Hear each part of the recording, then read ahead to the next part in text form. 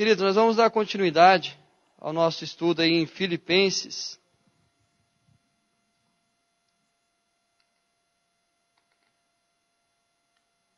Estamos chegando aí quase ao final da carta, já vamos hoje passar o final do 3º capítulo, o primeiro versículo do capítulo 4, e vamos seguir aí a nossa série de estudos com um tema: os desafios e recompensas em servir a Cristo. Então, o texto de hoje, Filipenses 3, 12 ao 16. A soberana vocação.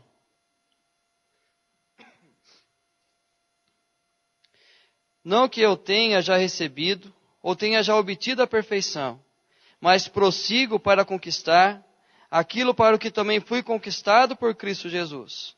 Irmãos, quanto a mim, não julgo havê-lo alcançado, mas uma coisa faço, esquecendo-me das coisas que para trás ficam, e avançando para as que diante de mim estão.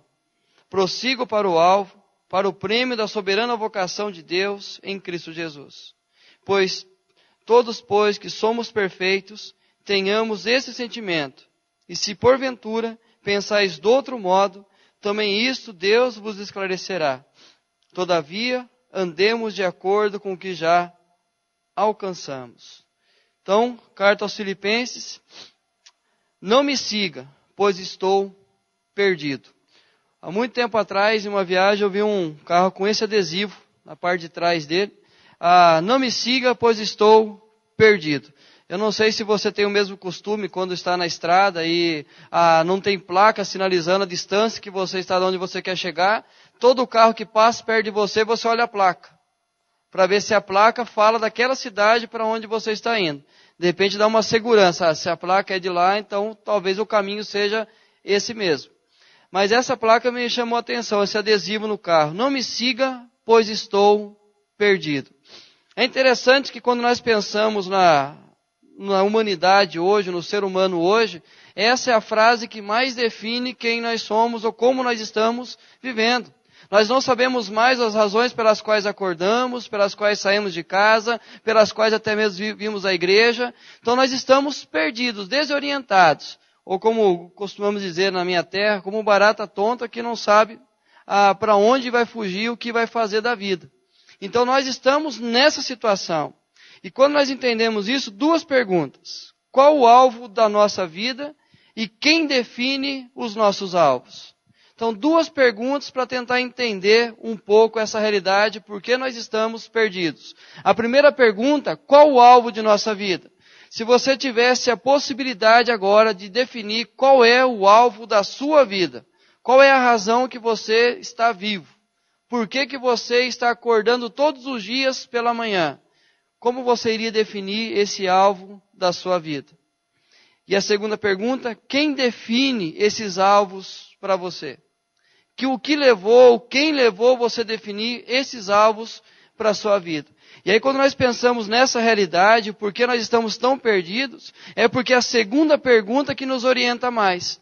Porque o tempo todo as pessoas, a sociedade, a mídia, os amigos, a família tenta definir os nossos alvos. Só para a gente entender isso, quantas coisas nós queríamos tanto, mas quando nós conseguimos ter, não fez diferença nenhuma na nossa vida.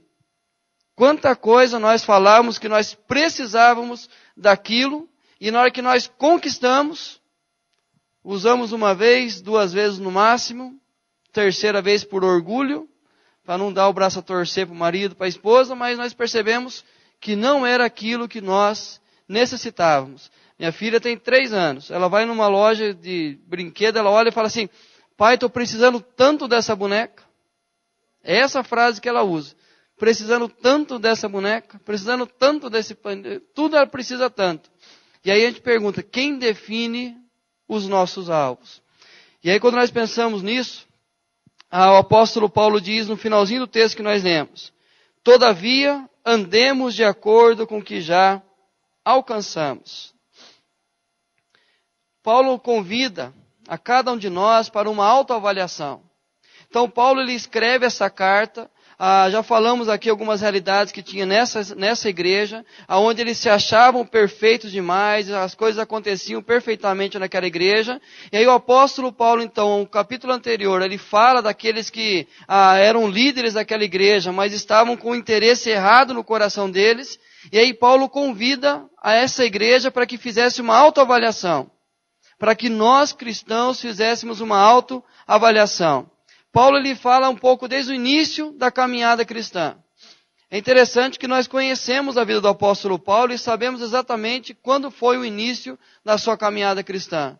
Atos capítulo 9, a perseguição à igreja, de repente ele tem um encontro com Jesus, a história dele muda, a vida dele muda, os alvos dele mudam, ou seja, a vida do apóstolo Paulo é totalmente transformada a partir daquele encontro com Cristo Jesus. Paulo tinha consciência da sua linha de chegada. Ele sabia onde ele chegaria com a sua vida em Cristo Jesus. Ele sabia que os céus estavam esperando ele.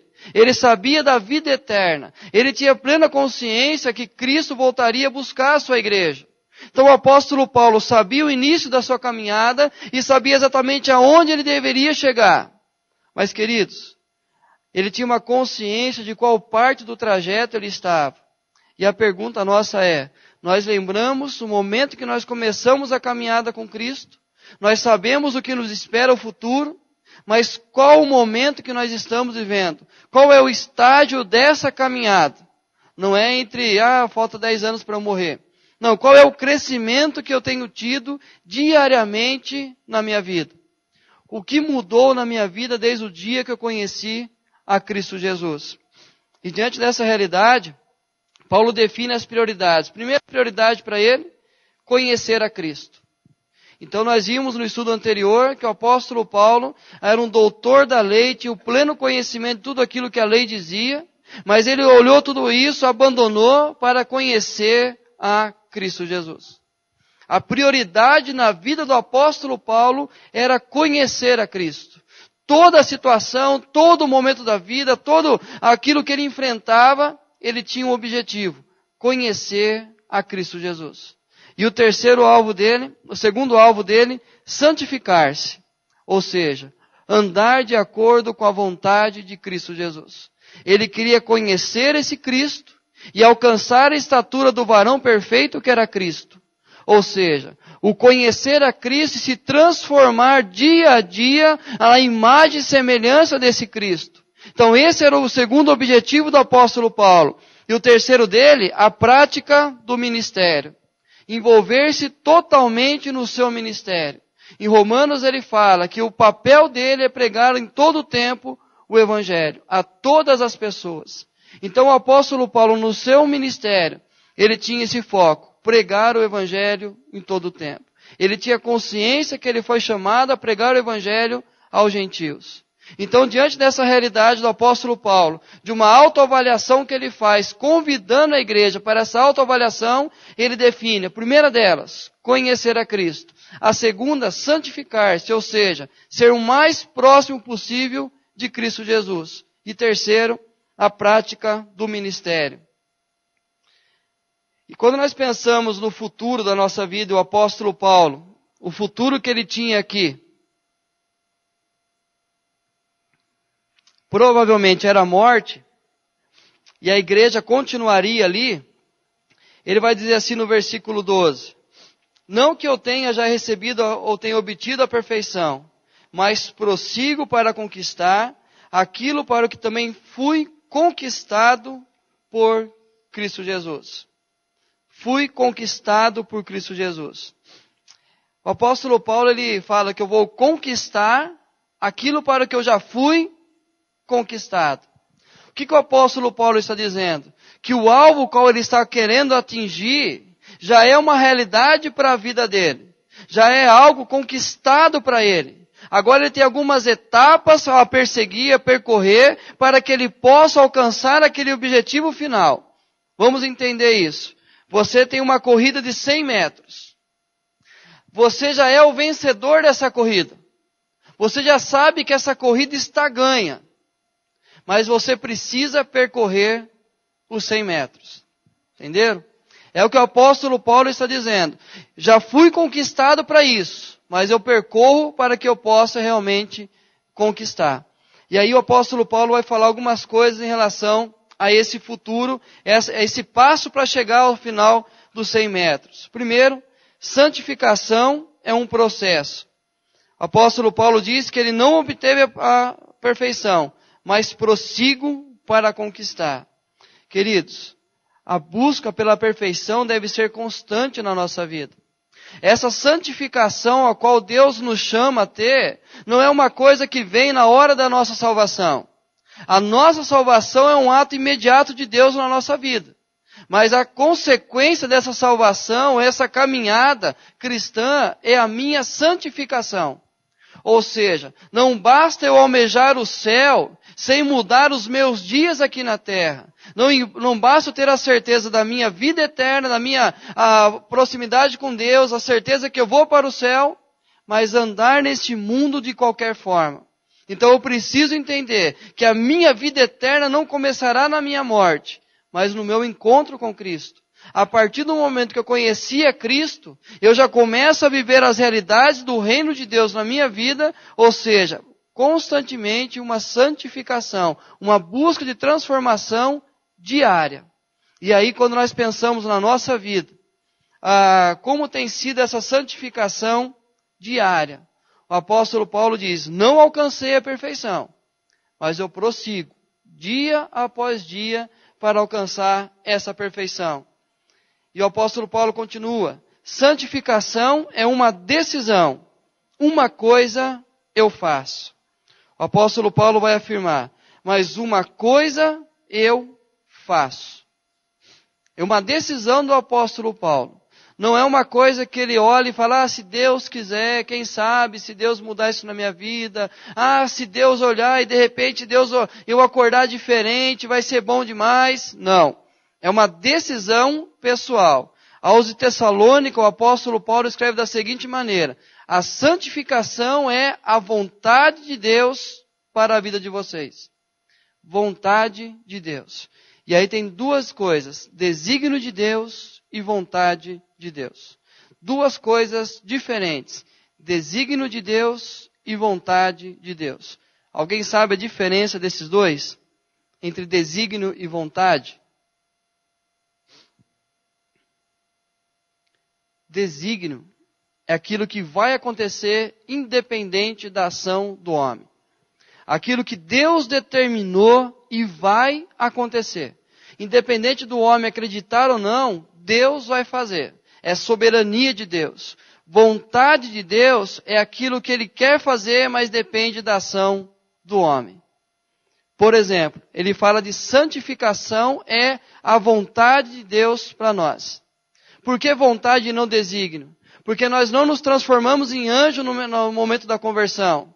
Mas é vontade dele para que nós também tomemos atitude de abandonar o pecado, de abandonar aquilo que não agrada ao coração de Deus, aquilo que traz dor à nossa carne, traz mágoa ao nosso coração, ou seja, uma decisão pessoal eu abandonar o pecado. O que ele me fez agora é livre do pecado, eu consigo dizer não ao pecado, mas cabe a mim tomar essa decisão. Então, vontade de Deus é aquilo que Deus quer, mas depende da ação do homem. Por exemplo, por que nós oramos? Se Deus conhece a palavra, nem nos chegou à boca, Deus já conhece. Por que nós oramos? Porque a vontade de Deus acontece por um meio natural. E o meio natural é a oração. Então, quando eu oro, a vontade do Senhor se cumpre. É necessário, então, orar. Então, o que Paulo está dizendo? Eu tomo essa decisão. Olha as coisas que para trás ficam e vou para as que diante de mim estão. Eu entendo que eu preciso abandonar algumas bagagens, algumas malas, algumas coisas que o escritor de Hebreus fala, que tenazmente nos assedia para que eu possa percorrer a corrida que me está proposta. Então eu tenho uma carreira a cumprir, mas eu preciso deixar algumas coisas para trás.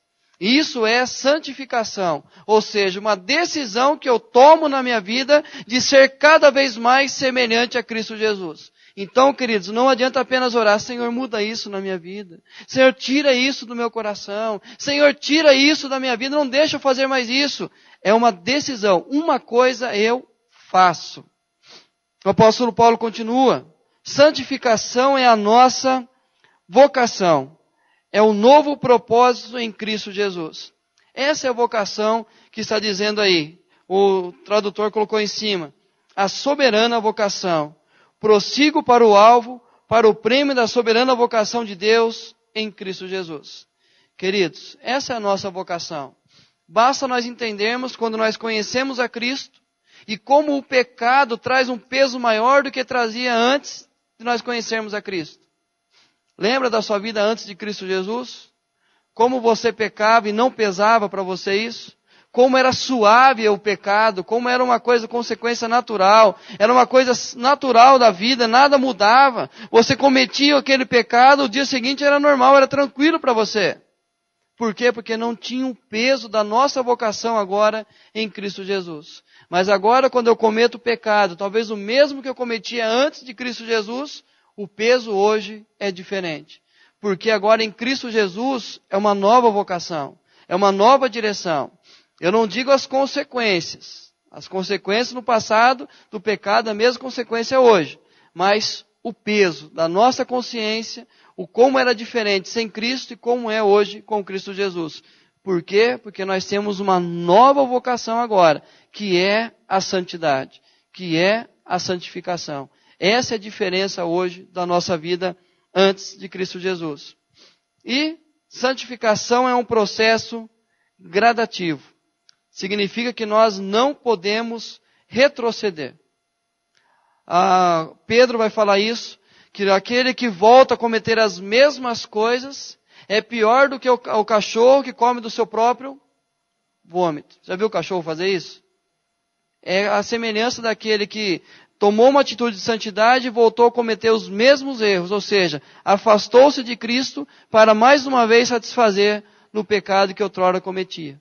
Então, ou seja, essa nova vida significa que as coisas velhas ficaram para trás. Resumindo isso, é tornar aquilo que já somos pela fé. Pela fé nós já somos santificados diante de Deus.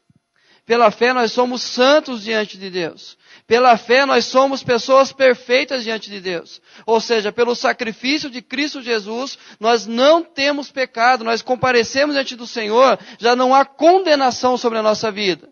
Porém, nós precisamos nos tornar aquilo que nós já somos pela fé. Condenação, os nossos pecados já estão perdoados. Porém, eu preciso buscar cada vez mais abandonar os pecados na minha vida. Nessa primeira parte aí, alguém quer comentar alguma coisa, perguntar, discordar, concordar?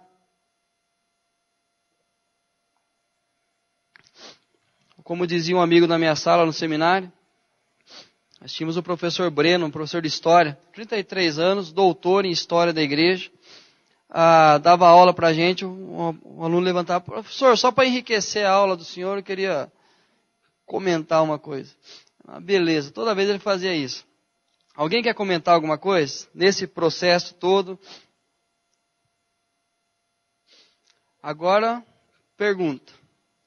Como podemos nos tornar naquilo que já somos pela fé?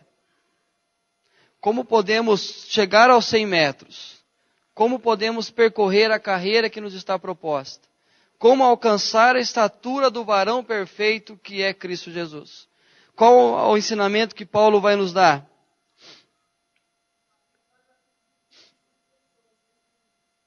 Não entendi, na última frase eu não entendi. Ou seja, aplicando aquilo que Cristo nos deixou, nos ensinou. O apóstolo Paulo diz, humildade para sabermos onde estamos. Ele vai dizer no começo do capítulo 12, não que eu tenha já recebido ou tenha já obtido a perfeição. Versículo 13 ele começa dizendo, irmãos, quanto a mim, não julgo havê-lo alcançado. Humildade para saber onde nós estamos na caminhada cristã. Aí que é o nosso grande problema. Aonde nós estamos nessa caminhada cristã? Você tem noção para dizer aonde você está nessa caminhada entre conhecer a Cristo, entre receber a vida eterna de uma maneira completa, Cristo buscando a igreja? Qual é a parte que você está? E uma pergunta bem fácil para a gente responder, para a gente chegar a essa resposta, é só lembrar o que mudou na sua vida desde o dia que você conheceu a Cristo Jesus. O que mudou na sua vida desde o dia que você conheceu a Cristo. Aí você vai saber exatamente qual o processo que você está, ou em qual parte desse processo você está. Mas o grande problema nosso é que nós temos dois extremos. Ou nos achamos perfeitos demais. Qual é o momento que nós nos achamos perfeitos demais? Quando nós pegamos outra pessoa como referência para nós. E aí nós entendemos o porquê que nós falamos tanto mal de outras pessoas. Porque quando nós olhamos para elas, elas são as piores pessoas do mundo. São atitudes que eu jamais tomaria na minha vida. E aí nós julgamos o pecado do outro, julgamos a vida do outro, julgamos a relação dele com Deus, a relação dele com a igreja, a relação dele com tantas coisas. Ou seja, eu olho, eu acho que ele é a pior pessoa do mundo. Ou seja, nessa situação eu estou me colocando numa posição de melhor pessoa do mundo. Ou seja, alguém que não vai cometer tal coisa, alguém que não vai fazer tal ato. E aí quando eu olho dessa atitude, eu começo a me colocar numa posição que eu jamais vou cometer erros tais como ele comete. Então eu acho que eu sou perfeito demais. Ou, caso contrário, eu vou me colocar como a pior pessoa do mundo. Aí quando eu olho para as minhas atitudes diárias, aí eu olho e falo, eu não vou para o céu nunca. Deus vai pesar a mão em mim qualquer hora. Eu sou a pior pessoa do mundo. Por quê? Porque a gente tem os dois extremos. Mas nós precisamos ter humildade e sabedoria para saber em qual momento nós estamos. E queridos, é simples isso, é só você entrar no seu quarto, fechar a porta, ter uma conversa séria com Deus, abrindo o seu coração e dizendo, Senhor, eu vou colocar aqui o que eu preciso mudar, coisas que eu tenho na minha vida, que eu trago desde antes de conhecer a Cristo e que ainda não mudou. E aí então a gente tem aquela velha frase, Deus te aceita do jeito que você é. Deus, obrigado por me aceitar como eu sou. Queridos, tem uma frase de Philip Yancey, do livro Maravilhosa Graça, que diz assim, Deus nos aceita exatamente como nós somos. Porém o amor dele é tão grande, que ele quer nos transformar em pessoas melhores. E aí é a razão que eu preciso entender esse processo de mudança diária na minha vida. Deus, ele me aceitou como eu vim. Mas ele quer me transformar dia após dia. E para isso eu preciso ter humildade, para saber em qual estágio eu estou. O apóstolo Paulo olha para aquela igreja onde se achavam perfeitos demais e fala, eu não alcancei a perfeição. Eu estou no processo de buscar, mas eu ainda não alcancei essa perfeição. E também disposição para buscarmos o que nos falta. 12b diz assim, mas prossigo para conquistar aquilo que também fui conquistado por Cristo Jesus. É preciso saber que em Cristo temos muitas outras realidades a serem conquistadas por nós, através do processo da santificação. Não podemos nos acomodar apenas com a salvação. Queridos, disposição para buscar aquilo que Deus tem para nós. Uma velha historinha, a gente conta para criança, para ensinar as crianças a orarem. Diz que um dia, um homem sonhou que tinha morrido e estava no céu. E aí chega um anjo, recebe e vai para a casa onde havia sido preparada para ele e entra naquela casa. E aí quando ele entra naquela casa, ele percebe que tinha algumas prateleiras cheias de presentes em cima. Aí ele fala, olha aqueles presentes, olha para o anjo e fala assim, por que tanto presente aqui para mim? Não vou precisar de mais nada aqui no céu. Ele falou, na verdade, esses presentes todos eram para a sua vida lá na terra. Mas como você não pediu, ficaram aí, guardados, e aí não vão ser usados mais. E aí a gente ensina a criancinha a orar, a buscar a vontade de Deus para a vida dela. Queridos, se isso fosse uma realidade, quantas coisas Deus tem de melhor para nós, mas nós não nos dispomos a buscar o que Deus tem de melhor para nós. Alguém já me criticou porque eu preguei um sermão dizendo assim, buscando os sonhos de Deus. Aí falou assim, Deus não sonha, Deus faz. Queridos, Deus sonha com tantas coisas para a gente, Ele não faz, porque nós, como diz na minha terra, estorvamos Ele. Estamos estorvando o que Deus quer fazer. Por quê? Porque nós não buscamos esse comprometimento maior com Ele. Exemplo, família. Deus nos promete uma família abençoadíssima. E aí eu vivo dias difíceis na minha vida. Aí eu falo assim, Deus não está me abençoando. Deus prometeu. Depende do marido cumprir o seu papel em casa, da mulher cumprir o seu papel, dos filhos cumprir o seu papel, para que aquilo se torne realidade na vida do casal, na vida da família.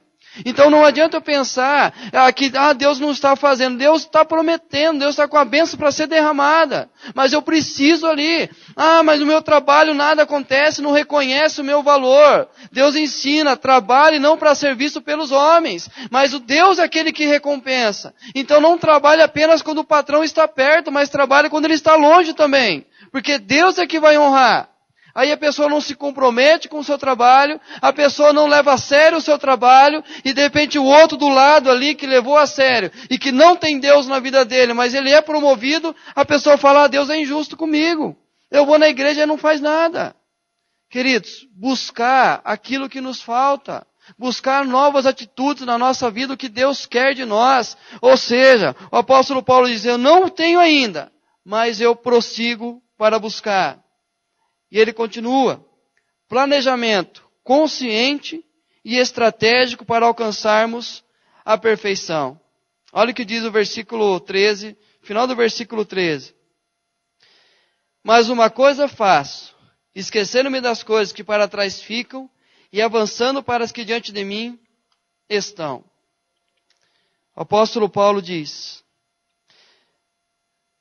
nunca iremos alcançar a perfeição, porém não tira de nós a responsabilidade a buscarmos sempre. Precisamos descrever o que precisa ser abandonado. Nunca chegaremos à perfeição. Nunca. Mas isso não tira de nós a responsabilidade de buscarmos essa perfeição. Nós nunca alcançaremos a estatura do varão perfeito que é Cristo. Nós nunca chegaremos à estatura de Cristo Jesus. Mas isso não tira de nós o dever de buscar, a responsabilidade de buscarmos essa perfeição. E aí o que Paulo está dizendo? Estrategicamente e conscientemente. Eu estou traçando aqui objetivos para que eu alcance o que Deus tem para mim. O que eu faço? Eu abandono as coisas que para trás ficam. E eu vou prosseguir para as que diante de mim estão. Mas alguém já fez uma pesquisa, não sei como chegou a esse resultado, mas diz que o ser humano vive 70% da sua vida pensando no passado. 70% no passado, 25% no futuro e apenas 5% no presente. E onde ele pode mudar? É no passado que ele pode mudar? É no futuro? É hoje. É só o momento que ele está vivendo. Então, se a gente começar a jogar para frente, ou colocar culpa no nosso passado, nós não conseguiremos, então, alcançar aquilo que Deus tem preparado para nós. Ou seja, o foco em meio a tanta coisa que tenta nos distrair, eu tenho um alvo a ser atingido, eu tenho um lugar a ser alcançado. E se eu começar a distrair, começar a olhar para os lados, eu vou perder o embalo, eu vou perder aquilo que eu estou fazendo. E quando menos esperar, coloquei o arado, coloquei a mão no arado, olhei para trás, na hora que eu ver o serviço que eu fiz, tudo torto. Perdi tudo aquilo que eu tinha feito até aquele momento. Queridos, nós temos que aprender a planejar.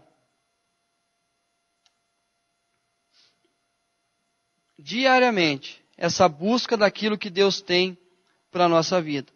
E uma das coisas que normalmente eu faço quando em um aconselhamento, seja com casal, seja com jovem, seja com adolescente, seja com idoso, é sempre orientar no final da conversa. Escreva num papel 10 coisas que você quer alcançar na sua vida. A partir do momento que você fizer isso, comece a detalhar o que vai ajudar e o que vai atrapalhar a sua vida nessa caminhada. E aí você vai entender o que é para você investir e o que não é para investir. Começa a escrever no papel, eu quero chegar em tal lugar. Para que eu chegue até lá, eu preciso disso, disso e disso. Isso não vai me ajudar, essa pessoa vai me atrapalhar. Se eu continuar fazendo isso, eu não vou alcançar. Ou seja, se nós temos uma carreira que nos está proposta com Cristo Jesus, eu preciso entender o que Deus quer da minha vida. A partir daquilo que eu tenho feito que tem atrapalhado. mas nós levamos muitas bagagens. Eu já contei aqui uma ilustração um tempo atrás, das nossas viagens de férias. Como são nossas viagens de férias? A gente pega, arruma uma mala, o marido vai arrumar sua mala para a viagem, e aí ele fala para a esposa, esposa, é melhor você levar pouca coisa, porque eu vou levar muita coisa, eu vou precisar. Eu não sei se vai chover, se vai fazer frio, o que vai acontecer lá, se vai fazer calor, então eu vou levar. Aí ela pega uma baita de uma mala, ele pega uma baita de uma mala, coloca tudo ali dentro, e aí coloca no carro, aquela baita mala, e depois de uma semana de férias, volta para casa, vai olhar o álbum de fotografia. Quais são as roupas que ela usou durante a semana de férias? A bermudinha, a camisa branca básica, a sandalinha, no máximo uma blusinha leve, porque ela esfriou um dia, e aí ela inverteu, ou seja, 4 peças de roupa uma semana, levou 30. Aí volta para casa envergonhada, vendo as fotos com o marido, fala assim, maridão, ano que vem vai ser diferente. Aí a primeira coisa, quando fala de férias, a esposa olha para o marido e fala, precisamos comprar outra mala, porque eu estou vendo que não vai dar a mala do ano passado. Queridos, sabe o que acontece? A gente brinca com relação aos homens fazem isso, as mulheres não. Mas já percebeu quanta mala a gente traz na nossa vida? Quanta bagagem desnecessária nós trazemos ao longo da vida? Aquilo que Deus já falou para nós, que nos perdoou, que já tirou aquilo da nossa vida, colocou no fundo do mar, se esqueceu daquilo. Nós continuamos a alimentar aquilo na nossa vida, aquilo continua a fazer um peso tremendo em nós não conseguimos caminhar. Por quê? Porque a gente traz aquela mala lá de trás. E aí pessoas têm mais de 8.000 gigas na cabeça quando vai ter uma discussão no casamento, traz coisas lá do passado que já foi falado de perdão, já foi curado, mas traz tudo à tona de novo. E aí, ou seja, nós começamos a ter uma pregação de um pastor. Ele fala assim, nessa realidade, ele fala que um dia chegou uma pessoa a conversar com ele no escritório, e falou assim, pastor, eu estou muito mal, porque o irmão me tratou muito mal, eu não tenho o prazer de vir à igreja, eu não quero participar dos ministérios da igreja. Falou, meu irmão, senta aqui, vamos chamar esse irmãozinho para conversar. Não, pastor, ele foi embora da cidade, faz uns 15 anos já, nunca mais vi ele. Peraí, você está falando de um problema que aconteceu há mais de 15 anos. E acontece, gente, a gente vem trazendo uma bagagem tão grande do passado, que o apóstolo Paulo fala, eu pego as malas e jogo, porque é passo a passo, é dia após dia, e eu preciso fazer um planejamento consciente e estratégico. E aí, ter foco definido. Olha o que diz o versículo 14, prossigo para o alvo, para o prêmio da soberana vocação de Deus em Cristo Jesus. O caráter de Cristo precisa ser construído em nós. Ele é o nosso alvo. Queridos, as pessoas andam tão perdidas hoje porque não têm consciência do que ela precisa construir na vida dela, que é o caráter de Cristo Jesus. Que é buscar esse foco, buscar essa razão de existir, que Paulo diz aos de Éfeso, alcançar a estatura do varão perfeito. Nós chegamos à igreja e não temos consciência que é essa a razão pela qual nós estamos na igreja, para sermos semelhantes a Cristo Jesus. E aí então nós chegamos à igreja buscando tantas outras coisas, mas não temos como alvo alcançar a Cristo. Nós estamos no nosso trabalho, achamos que o alvo lá é alcançar a presidência da empresa, mas o meu alvo é ser semelhante a Cristo lá na minha empresa. Ou seja, onde eu estiver, o foco da minha vida é procurar ser imitador de Cristo Jesus. Caso contrário, eu vou perder o prazer de viver. E é por isso que tantos de nós estamos vivendo tantas realidades ruins, porque nós perdemos o foco, que é alcançar a Cristo Jesus. E uma autoavaliação constante da trajetória. Versículo 15 e 16. Todos, pois, que somos perfeitos, tenhamos esse sentimento. E se porventura pensais outro modo, também isso Deus vos esclarecerá. Todavia, andemos de acordo com o que já alcançamos. Qualquer sentimento de perfeição deve ser tirado de nós. Precisamos entender que estamos em processo de perfeição e não podemos retroceder nisso. Queridos, uma autoavaliação constante. Sempre buscar em Deus, como foi essa minha semana? Aquele momento que nós temos domingo à noite na igreja, que nós falamos sobre confessar pecados, que é um tremendo privilégio que nós temos. Porque é o momento que a gente faz uma autoavaliação da nossa vida, como foi a nossa semana, o que nós fizemos, o que alegrou o coração de Deus, o que entristeceu o coração de Deus, o que trouxe um peso sobre nós. Então aquele momento é um momento especial. É por isso que toda vez que eu falo desse momento, eu falo, irmãos, não aproveite esse tempo para conversar, para ajeitar a Bíblia, guardar a bolsa, não. Pega esse momento e foca na sua conversa com Deus. Faça uma autoavaliação. Senhor, eu estava buscando isso, mas de repente eu tropecei. Eu preciso recomeçar. E o Deus da misericórdia vai nos dar mais uma chance para recomeçar. Mas eu preciso ter uma autoavaliação constante na trajetória que eu estou vivendo. Nesse ponto, para tornarmos aquilo que já somos pela fé, alguém quer comentar alguma coisa? Sou um ótimo professor. Dizia, eu era um ótimo professor, já começou, já não entendi isso, já acabou. Cara.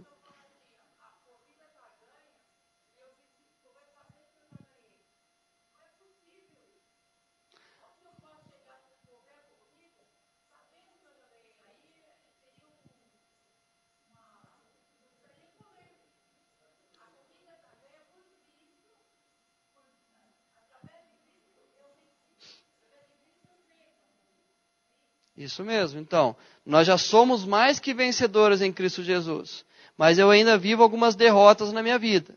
Eu preciso entender que na minha caminhada eu preciso conquistar aquilo pelo qual já fui conquistado. Ou seja, Ele já me tornou mais que vencedor. Mas eu preciso dia a dia vencer o pecado, que eu não estou livre dele ainda, vencer os meus fracassos, que eu estou possível a qualquer momento. Um exemplo prático, tem Olimpíada, o Usain Bolt vai ganhar. A diferença é se ele vai bater o recorde ou não. Mas ele vai. Todo mundo sabe que ele vai, mas ele vai ter que correr. Então, ou seja, ele é o melhor nisso. Então a gente pega na nossa realidade. Nós somos mais que vencedores em Cristo. Nós somos uma nova criatura em Cristo Jesus. As coisas velhas ficaram para trás e tudo se fez novo. Porém, eu já sou uma nova criatura. Mas eu preciso, só ler as cartas de Paulo. Eu preciso me despojar do velho homem. Eu preciso tirar as coisas do velho homem. Então a carreira já está ganha. Eu já tenho a minha vida eterna garantida em Cristo Jesus. Porém, eu preciso dia após dia vencer os meus pecados. Ou seja, é o que Paulo vai dizer em todas as cartas. Despojando-vos, pois, do velho homem. Em Colossenses ele vai dizer, buscando em Cristo Jesus aquilo que nós já somos. Ou seja, sempre esse alvo. Buscar, pois, as coisas lá do céu, não as coisas que são aqui da terra. Essa é uma luta constante que nós vamos ter.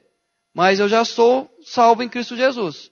Agora eu só estou buscando essa realidade de salvo na minha vida.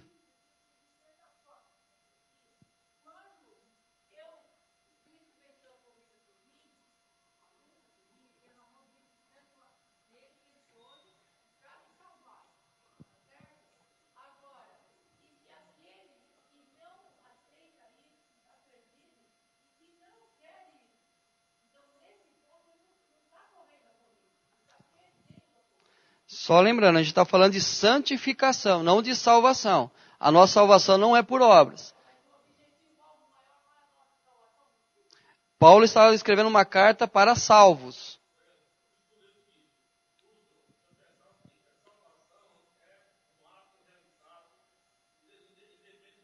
Aham.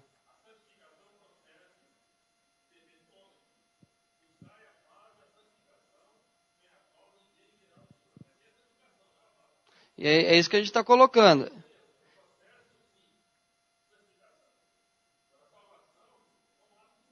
E Paulo está escrevendo uma carta para pessoas salvas aqui.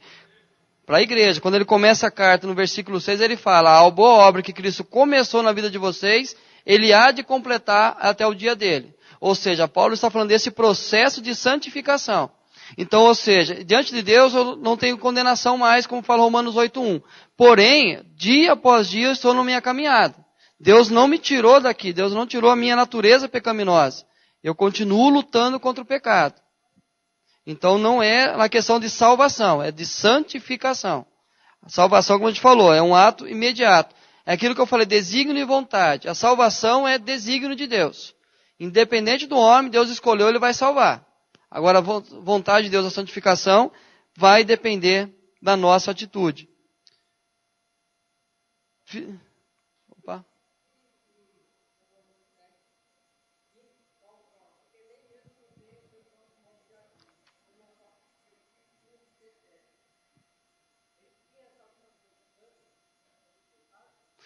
Esse texto do apóstolo Paulo, muitos críticos dizem que ele escreveu relatando o passado da sua vida. Mas eu prefiro olhar o apóstolo Paulo porque ele está num contexto, né?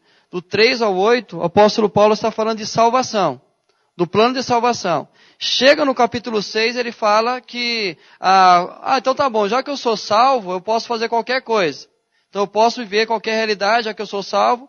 Aí Paulo diz, não, já que morremos para o pecado, nós não podemos voltar a viver o pecado. E aí no capítulo 7 ele fala da sua realidade pecaminosa, e ele termina dizendo então que, mas graças a Deus por Cristo Jesus.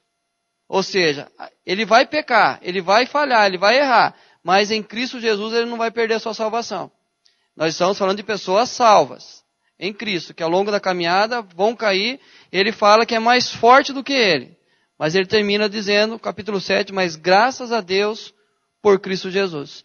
Então, ou seja, nessa carreira que nos está proposta, nós vamos desanimar. Mas graças a Deus por Cristo Jesus que vai nos levar. Por quê? Porque quem percorreu os 100 metros foi ele. Então o que nós estamos fazendo é apenas trilhando o caminho que ele já percorreu. E aí a gente vai chegar até o final.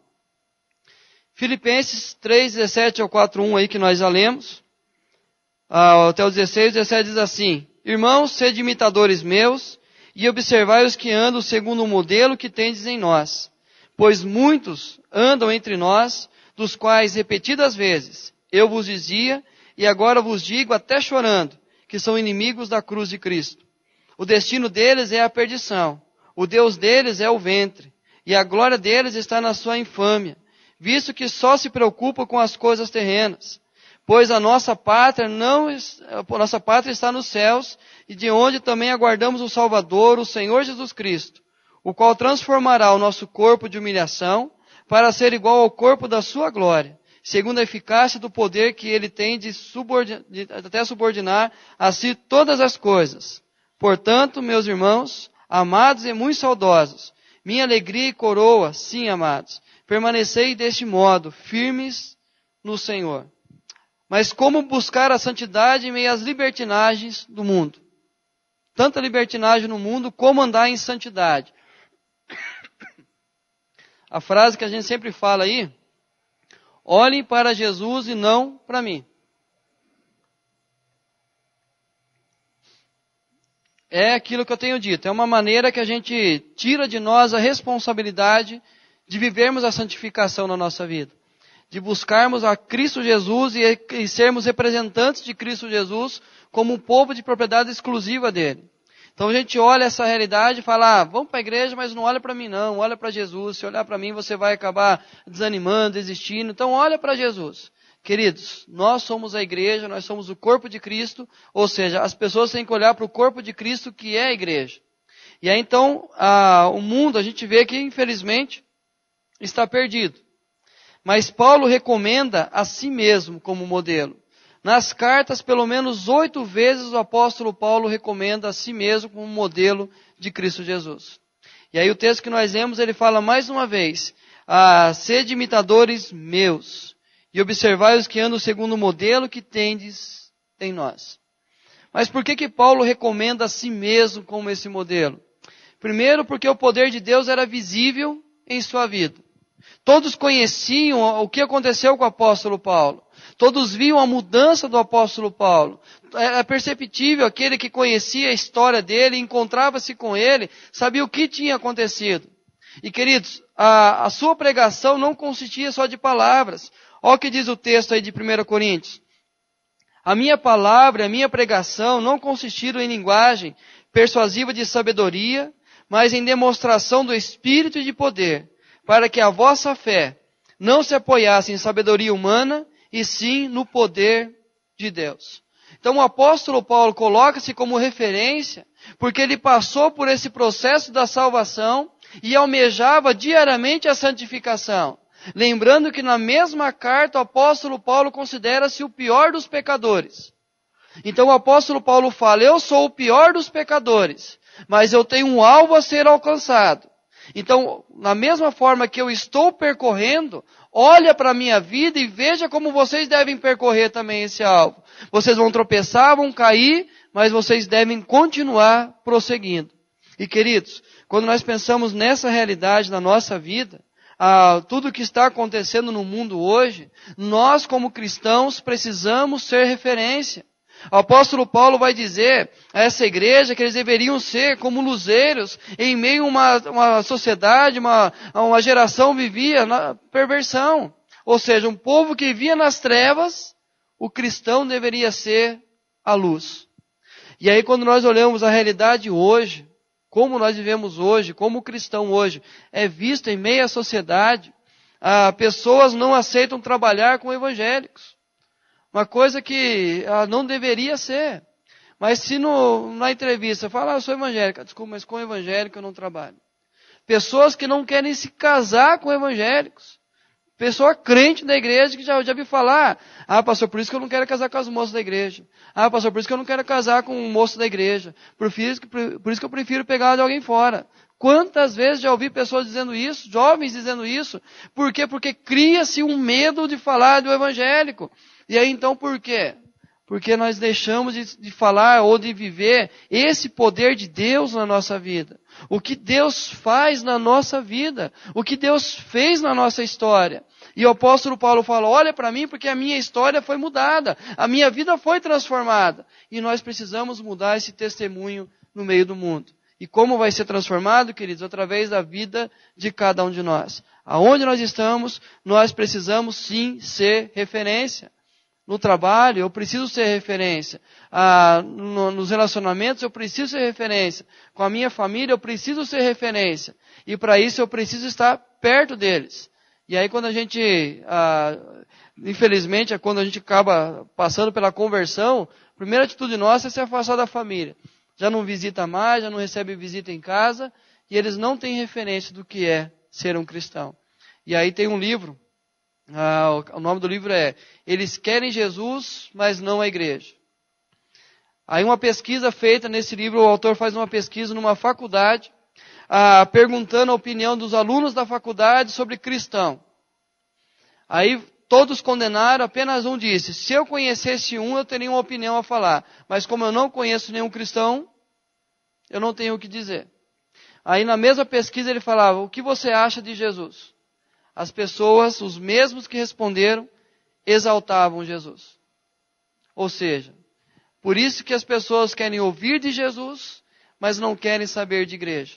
E aí o nome se transforma comunidade, encontro de amigos, tantos nomes para tentar atrair essas pessoas que não querem mais saber de igreja. Por quê? Por consequência do cristão deixou de falar, olha para mim, olha para mim. Peco, eu erro, eu falho, mas eu estou no caminho certo.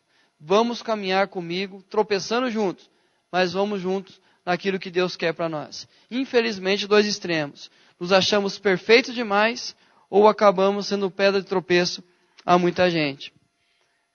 O apóstolo Paulo enfrentou 3 grupos ao longo do seu ministério e nesse contexto da carta ele também vai encontrar os judeus, os judaizantes, que eram os judeus convertidos, que traziam toda a lei para dentro da igreja, e o antinomianismo. Dizia que o cristão não era sujeito às leis morais de Deus. Faltou aí um i. Leis morais de Deus, ou seja, as leis que falavam da questão moral não era preciso. E aí você vai ver várias vezes o apóstolo Paulo falando, por exemplo, o nosso corpo é santuário, nós precisamos sacrificar o nosso corpo. Por quê? Porque esse grupo dizia que eu, sendo de Cristo, tendo a salvação garantida, não importa o que eu faça com o meu corpo. Não importa o que eu faça da minha vida. Não importa os valores que eu tenho. Se eu tenho Jesus, está tudo tranquilo. É o que diz o capítulo 6 de Romanos. Já que eu tenho Jesus, eu posso viver no pecado? Não. Já que eu morri para o pecado, como que eu vou viver para aquilo que eu já morri? Mas era esse grupo que vivia então, e é nesse texto que nós lemos, é esse grupo que o apóstolo Paulo vai combater. Aqueles que achavam que porque tinham Jesus, poderiam viver de qualquer forma. E aí ele fala das atitudes de libertinagem desse grupo. Primeiro, considerar-se imune às práticas carnais. Ele cita duas realidades, glutonaria e prazer sexual. O Deus deles é o ventre. A glória deles está em sua infâmia. Ou seja, aqueles que achavam que não tinham por que viver uma santidade diante de Deus, eles cultuavam o próprio ventre e os seus próprios prazeres. E aí o apóstolo Paulo fala desse grupo dentro da igreja, vivendo essa realidade. E aí nós temos o antinomianismo cristão. O apego às denominações, não há transformação radical e a doutrina não transforma o coração. Encontramos um grupo de pessoas assim, cristãos, que vivem essa realidade. São extremamente apegados à sua placa, à sua denominação, ao seu líder. Estão extremamente aí vivendo esse cristianismo, aí o gospel, mas não tem transformação radical. Eu não gosto muito quando as pessoas dizem de famosos que se converteram e a igreja se alegra com isso. Como a igreja fica feliz quando fala que um famoso se converteu? Você viu? Agora o último foi Justin Bieber. Justin Bieber se batizou na igreja de Hillsong. E quem tem rede social já viu vários colocando lá. Você viu, foi batizado. Aí a crítica que tem é, o empresário orientou. Foi a sua mãe, uma mulher crente, orando, ele recebeu o apelo da mãe e abraçou a fé. E aí então, todo mundo lá exaltando a atitude dele. Logo depois que ele foi determinado, que chegando nos Estados Unidos ele vai ser preso, para depois ele sair, depois de entrevistado, revistado, tudo aí ele vai ser liberado. E onde ele chegar vai ter polícia andando atrás dele. Aí ele vai e toma essa atitude. Queridos, quando a gente pega assim, aí alguém colocou embaixo, espero que isso seja verdade. E onde vai ser demonstrado isso? Ao longo da vida. Então quando nós pensamos nessa transformação radical, e a transformação radical não é, eu era pobre e hoje eu sou patrão. Isso não é o que Deus faz na nossa vida. Ele pode fazer? Pode. Faz? Ele faz. Mas não é o foco da nossa fé. É a transformação, ou seja, aquilo que eu falei no início. Qual é o estágio que eu estou na minha caminhada com Cristo? O que mudou do dia que eu conhecia Cristo para hoje? O que mudou na minha vida? Então, qual a transformação radical? O nosso olhar mudou? A nossa maneira de falar, a nossa maneira de agir, os nossos valores mudaram. E aí nós vamos então construindo essa nova realidade na nossa vida. E a doutrina que não transforma o coração. Pessoas apegadas a tanta coisa, menos a palavra de Deus. Então a mesma realidade lá, mas na questão da glutonaria e do prazer sexual, hoje nós continuamos vivendo a libertinagem na questão da fé. Por exemplo, não há a disciplina, não há correção, não há pregar sobre pecado, não dá ibope. E aí então as pessoas continuam vivendo a mesma realidade que viviam antes.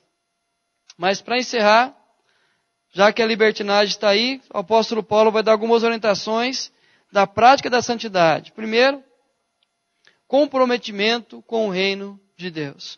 O apóstolo Paulo diz, a nossa pátria está nos céus. A cidade de Filipos era subordinada a Roma. Então a lei que imperava em Filipos era a lei determinada por Roma. Então eles tinham plena consciência disso. O que era morar em um lugar e ser subordinado a um outro governo. Quando o apóstolo Paulo diz para eles, a nossa pátria não é essa. A lei que rege a vida de vocês não é a desse mundo. Queridos, é isso que eu preciso entender. O comprometimento que eu tenho vai muito além com aquele que eu tenho com a igreja, com aquele que eu tenho com a sociedade, aquele que eu tenho com a família. O meu comprometimento é com o reino de Deus. E aquilo que é reino de Deus eu preciso buscar como realidade na minha vida. Aquilo que o Senhor me ensina, aquilo que a palavra do Senhor diz, precisa estar inserido no meu dia a dia. Não adianta eu definir toda a palavra, eu ter conhecimento de tudo aquilo que ela diz, se aquilo não traz uma nova perspectiva de vida para mim. Então o apóstolo Paulo fala, para que nós possamos praticar a santidade em meio à libertinagem do mundo, tenha um comprometimento com o reino de Deus. Porque se você não tem um comprometimento com o reino de Deus, você vai estar comprometido com outro reino. E queridos, quando Josué chama o povo e fala, escolhei hoje a quem vocês vão servir. A nossa vida, nós estamos sempre servindo alguém. Se não é a Deus, nós estamos servindo a outras coisas. A nós mesmos, nossos dinheiros, ao inimigo, ao diabo, qualquer coisa. Se eu não estiver comprometido com o reino de Deus. E aí precisamos nos comprometer mais com esse reino de Deus. Servindo em nosso corpo. Transformará o nosso corpo de humilhação. É interessante esse grupo que tinha e ainda tem, que fala que o corpo não é importante. Deus nos criou em corpo. A condenação foi no corpo. A separação foi no corpo. Cristo Jesus veio em corpo. Ele foi crucificado em corpo. Ele ressuscitou em corpo. Ou seja, o nosso corpo é instrumento de adoração a Deus. Eu preciso, então, através do meu corpo, exaltar esse Deus. E aí, então, a necessidade que o apóstolo Paulo fala. Esse corpo é pecaminoso. Eu vou pecar, eu vou errar, eu vou falhar. Eu sei das minhas limitações. Mas quando chegar o dia, esse processo diário de busca de santificação, Deus vai transformar esse corpo. Então eu tenho que entender que enquanto eu estiver nesse corpo, eu preciso servir a Deus de maneira completa através dele. Então não adianta eu dizer, eu tenho Cristo Jesus, eu vivo de qualquer jeito. Não, eu vou pecar, nós somos pecadores. Mas eu busco a perfeição diariamente. E para encerrar, a firmeza na prática cristã. Permanecei deste modo firmes no Senhor. Permanecei deste modo firme no Senhor. Queridos, Paulo chama a atenção dos filipenses para uma prática do que ele está escrevendo. Pois o Evangelho deve ser refletido em todas as nossas práticas diárias. Não adianta eu definir. Não adianta eu traçar uma estratégia, um plano para abandonar o pecado. Não adianta ter conhecimento pleno da palavra do Senhor. Eu preciso permanecer naquilo que eu aprendi. Firmes no Senhor. Outro dia que nós conversávamos aqui, alegrai-vos no Senhor. Qualquer coisa que eu tire de foco o Senhor, eu vou cair. A alegria deixará de existir. Se eu achar que pela minha própria prática diária, através da minha própria força, eu vou conseguir viver a santificação, eu vou cair. Mas se eu entender que no Senhor eu conseguirei, é nele que eu vou buscar forças. É o que o apóstolo Paulo vai concluir a carta dizendo, tudo eu posso naquele que me fortalece. Então, queridos, a prática dessa carreira nossa, que nós temos que percorrer, só será percorrida se nós tivermos noção que é no Senhor que nós conseguiremos percorrê-la. Caso contrário, a nossa religiosidade, o nosso legalismo, a nossa moralidade, tudo isso não vai nos dar vitória. Mas se eu entender que a minha prática cristã é firmada em Cristo Jesus, eu vou conseguir completar a minha carreira. Então, a prática da santidade é uma carreira que nós temos. Ela é complicada. Ela é longa, mas eu preciso percorrer todos os dias, sabendo que o melhor treinador está do meu lado. É aquele que vai me carregar em tempos que eu não vou conseguir correr. É aquele que vai me levantar no momento que eu cair. É aquele que vai perdoar quando eu falhar. Mas eu preciso continuar percorrendo a carreira que me está proposta. Amém? Semana que vem, o pastor Ezequiel volta domingo de manhã. Domingo à noite ele está com a gente, mas ainda não prega, mas domingo de manhã ele já vai dar aula de escola dominical. Então, provavelmente, na quarta-feira ele já assume as quartas-feiras de novo. E a gente encerra essa carta um pouquinho mais para frente aí. Mas não esqueçam que nós precisamos buscar esse comprometimento com o reino, servindo o nosso corpo e praticando aquilo que nós temos aprendido. Bem?